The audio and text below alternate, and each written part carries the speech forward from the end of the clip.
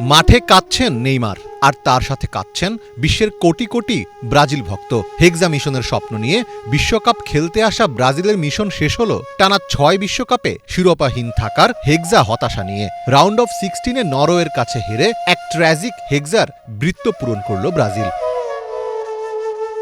সেই ২০০২ সালে এশিয়ার মাটিতে রোনালদো রিভালদোদের হাত ধরে সর্বশেষ সোনালি ট্রফিতে চুমু খেয়েছিল সেলেসাওরা। এরপর দীর্ঘ ২৪টি বছর কেটে গেলেও বিশ্বকাপের ট্রফি আর ব্রাজিলে ফেরানো সম্ভব হয়নি। কিন্তু এক সময়ের দাপুটে এই দলের এমন অবস্থার জন্য কি শুধু মাঠের ফুটবলই দায়ী?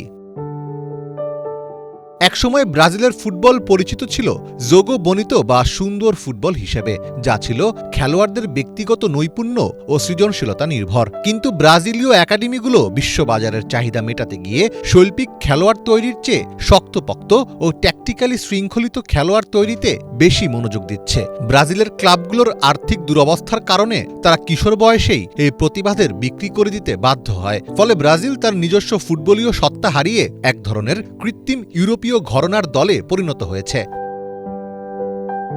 তবে ব্রাজিলিয়ান ফুটবলের বর্তমান সংকট কেবল মাঠের ব্যর্থতা নয়, এটি দীর্ঘদিনের প্রাতিষ্ঠানিক পতন ও অপরাধ চক্রের অনুপ্রবেশের এক চূড়ান্ত রূপ। ব্রাজিলিয়ান ফুটবল কনফেডারেশন গত এক দশক ধরে চরম নেতৃত্ব সংকটের মধ্য দিয়ে যাচ্ছে। ২০১৮ সালে দুর্নীতির দায়ে সিবিএফ প্রধান মার্কো পোলো দেল নেরোকে আজীবন নিষিদ্ধ করে ফিফা। এরপর ২০২৩ সালের ডিসেম্বরে রিও ডি জেনিরোর একটি আদালত জালিয়াতির অভিযোগে তৎকালীন সভাপতি এদনালদো রদ্রিগেজকে পদচ্যুত করেন। ফলে একটি দীর্ঘ সময় ব্রাজিল জাতীয় দল স্থায়ী কোনো অভিভাবক ছাড়াই কাটিয়েছে।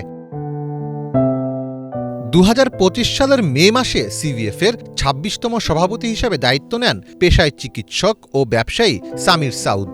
কিন্তু তার আগমনও ব্রাজিলের ফুটবল রাজনীতিকে কলঙ্কমুক্ত করতে পারেনি। আন্তর্জাতিক গণমাধ্যমে ফাঁস হওয়া বিভিন্ন নথিতে দেখা যায় সামির সাউদ সিবিএফের অফিসিয়াল তহবিল ব্যবহার করে ব্যক্তিগত বিলাসবহুল ভ্রমণ ও বিনোদনের খরচ মিটিয়েছেন। নিউ ইয়র্কের হোটেলে এক নারী সঙ্গের পেছনেই প্রায় $১২,০০০ ব্যয়ের অভিযোগ ওঠে তার বিরুদ্ধে।